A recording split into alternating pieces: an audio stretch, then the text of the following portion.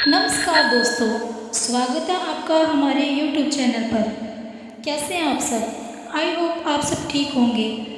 तो हमारी आज की वीडियो उन स्टूडेंट्स के लिए है जो ना तो कभी टॉपर बन सके अपनी लाइफ में और ना ही कभी उन्होंने कुछ गलत किया। मतलब ना ही वो कभी टॉपर बन सके और ना ही बिगड़े, बस बीच में ही अटके रह गए। ये पोस्ट किसी वर्ग या इंसान की आलोचना नहीं करती।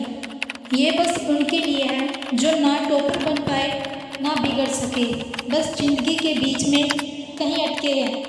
हम उनमें से थे जो ना कभी एग्जाम्पल बनाए गए ना कभी वार्निंग बने किसी और के लिए। हम क्लास में चुपचाप बैठने वाले थे, ना फर्स्ट बेंच की शाइन थे ना लास्ट बेंच की रेबिलेशन। बस बीच में थे, बेआवाज़ लेकिन महसूस करते हुए, हर किसी को देखकर खुद को पहचानने की कोशिश करते हुए। ना कोई हमें समझा ना हम किसी से खुलकर कुछ कह पाए। हम उन बच्चों में थे जो किताबें खोलते थे पर ध्यान उड़ जाता था कहीं और। ना तो पूरे दिल से पढ़ाई कर पाए ना ही इतना बगावती बने कि सब छोड़ देते। हमारे अंदर एक हलचल थी पर कोई नाम नहीं था उस बेचैनी का। शायद हम खुद से ही उलझे हुए थे या फिर दुनिया की डेफिनेशन में कहीं फिट नहीं होते थे। हमें समझने वाला कोई नहीं था, शायद खुद हम भी नहीं। माता पिता को लगता था कि हम बहुत कुछ कर सकते हैं, पर हम खुद अपने ऊपर इतना भरोसा नहीं कर पाए।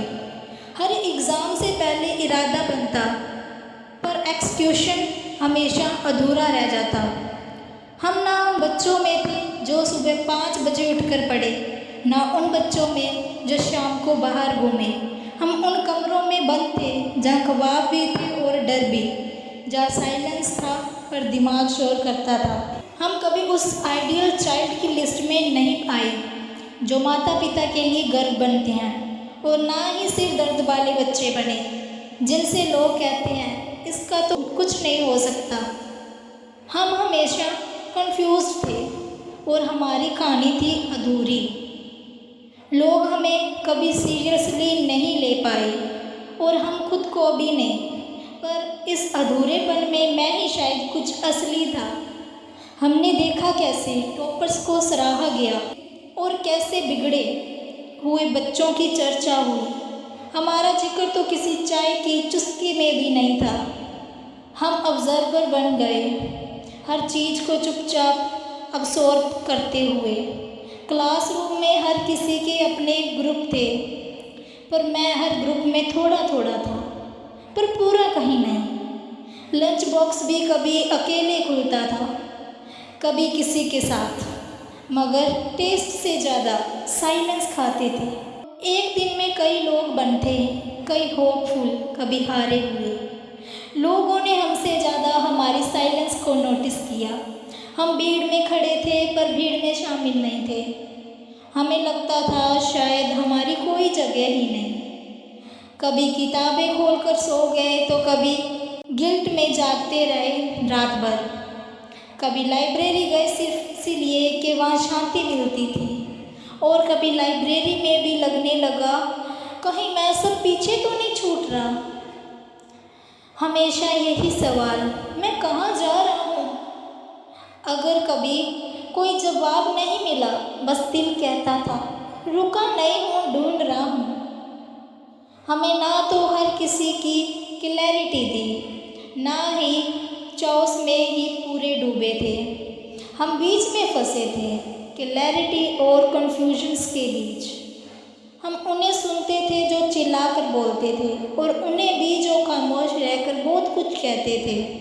कभी कभी लगता था हम लास्ट ब्लोमर्स हैं, पर फिर डर लगता कहीं ये ब्लोमिंग कभी हो ही ना जाए। हम खुद की तलाश में थे और हर दिन खुद से थोड़ा और खो जाते थे। हमें समझ आने लगा था कि लाइफ सिर्फ परफॉर्मेंस नहीं है, या सर्वाइवल भी एक आर्ट है।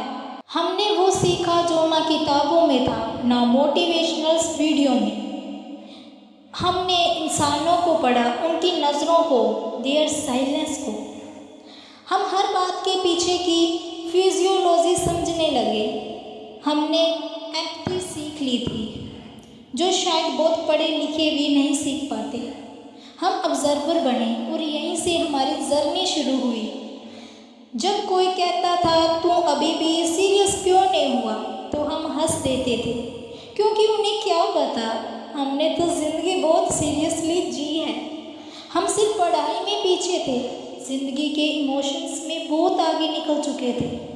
हमने रिजेक्शन, कन्फ्यूजन्स, कंपेयर्स सब महसूस किया, और शायद यही से हमारी मैच्योरिटी जमी, जो ना बड़ों को दिखी ना सोसाइटी को समझाई।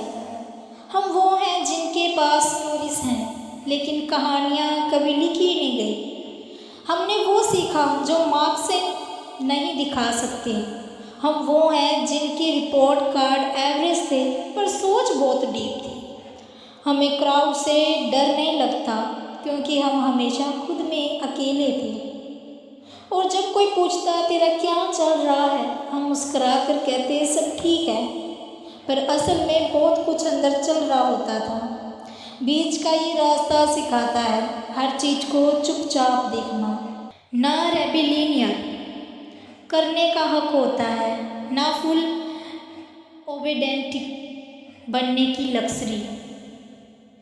गलतियाँ होती हैं लेकिन सज़ा भी नहीं मिलती, क्योंकि किसी को पता ही नहीं चलता। सही काम भी करते हैं लेकिन वाही नहीं मिलती, क्योंकि किसी को फ़र्क ही नहीं पड़ता। धीरे धीरे एक इंसान अंदर से ऑब्जर्वर बनने चला जाता है। हर लड़ाई, हर रास्ता, हर बदलाव बस क्वालिटी नोटिस करता है। यही जगह तुम्हें वो बना देती है जो हर फ्रेम को गहराई से देख पाता है। तुम किसी का मजाक नहीं उड़ाते, क्योंकि तुमने खुद कुछ अधूरा जिया, और यही अधूरापन तुम्हारी सबसे बड़ी मैच्योरिटी बन जाती है। ना किताबों से दोस्ती कर पाई, ना गलतियों में ना बना पाई। रीडिंग टेबल पर घंटों बैठना भी नहीं आया, और ना ही कैफ़े कल्चर में कंफर्ट मिला। कंपटीशन में हमेशा एवरेज, ना आखिरी ना टॉपर, और यही एवरेज होना तुम्हारा सबसे बड़ा टैग बन गया।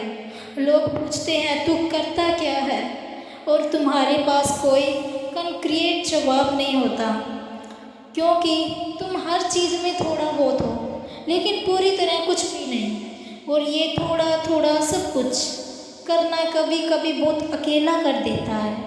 तुम चाहते हो कोई समझे तुम्हारा बैलेंस, पर दुनिया एक्सट्रीम्स पर तालियां बजाती है, और तुम बीच में होकर बस मुस्कुरा देती हो।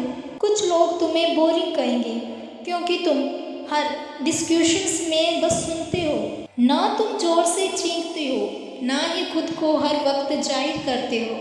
लेकिन सच ये है, तुम्हारे अंदर हर चीज़ की डीप है। तुम चिल्लाते नहीं, क्योंकि तुमने महसूस करना सीखा है। तुम गलत भी नहीं हो, पर सही साबित करने की ज़रूरत भी नहीं समझते। हर आर्गूमेंट के दो पहलू तुम्हें दिखते हैं, और यही तुम्हारी कोरेज भी है, क्योंकि ये दुनिया क्लैरिटी चाहती है, ग्रे नहीं। तुम्हारा ऑब्जर्वर करना लोगों को कन्फ्यूज़न करता है। वो तुम्हें कन्फ्यूज्ड समझ लेते हैं, जबकि तुम सबसे ज़्यादा अवेयर होते हो, बस बोलते नहीं हो। तुमने देखा होगा जो बहुत अच्छे बच्चे होते हैं, उन्हें घर वालों का एक्सट्रीम प्रेशर झेलना पड़ता है, और जो बहुत बिगड़ जाते हैं वो अपने ही रूल्स बना लेते हैं। पर तुम्हारे लिए ना कोई रूल बना और ना कोई तोड़ा गया, इसीलिए तुम्हारी लड़ाई भी किसी को दिखाई नहीं देती। ना ही तुम्हारी जीत का जश्न होता है, और ना ही तुम्हारी हार का मातम। तुम्हारा दायरा इतना इनविजिबल हो जा गया है कि लोग भूल जाते हैं तुम भी फील करते हो। तुम्हें हंसते हुए बिग क्राई फेस वाली फीलिंग कैरी की है, और यही तुम्हारा रियल स्ट्रगल है, अननॉलेज्ड रह जाना। लेकिन शायद इसी में ही गहराई है जो किसी किताब में नहीं मिलती। तुम्हारे अंदर एक स्ट्रॉन्ग इंसान छिपा है, जो कभी वैलिडेशन के लिए नहीं रोया, जो ना तो स्पॉटलाइट चाहता है और ना ही सिंपैथी की भीख। तुम्हें डर भी लगता है लेकिन तुम उसे एक्सप्रेस नहीं करते, क्योंकि तुम्हारे टीयर्स भी तो बहुत शॉर्टेड होते हैं। जैसे रोने का भी एक लॉजिक हो। तुम हर इंसान की कहानी समझ सकते हो, क्योंकि तुम्हारी अपनी कहानी बहुत लेयर्ड है। तुम कभी ढंग से नहीं बोल पाते, लेकिन सबके इमोशन पढ़ लिए। कभी खुद की फीलिंग्स नहीं कह पाए, लेकिन दूसरों के डर को सुन लिया। क्योंकि जो लोग बीच में रह जाते हैं वो एम्पैथी सीख जाते हैं, और वही एम्पैथी एक इनविजिबल पावर बन जाती है। कुछ लोग सिर्फ नाम कमाने के लिए पढ़ते हैं, कुछ बस काम पाने के लिए पढ़ते हैं, और हम जैसे लोग कभी नाम के लायक बने ही नहीं, और काम भी आज तक क्लियर नहीं हो पाया। बस हर फॉर्म भर रहे।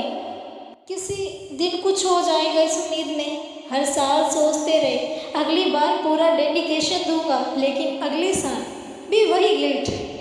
ना कोई स्ट्रेटजी बन पाई, ना माइंड स्टेबिलिटी, और आज भी किसी को फेस करने से पहले 1000 बहाने रेडी रखने पड़ते हैं।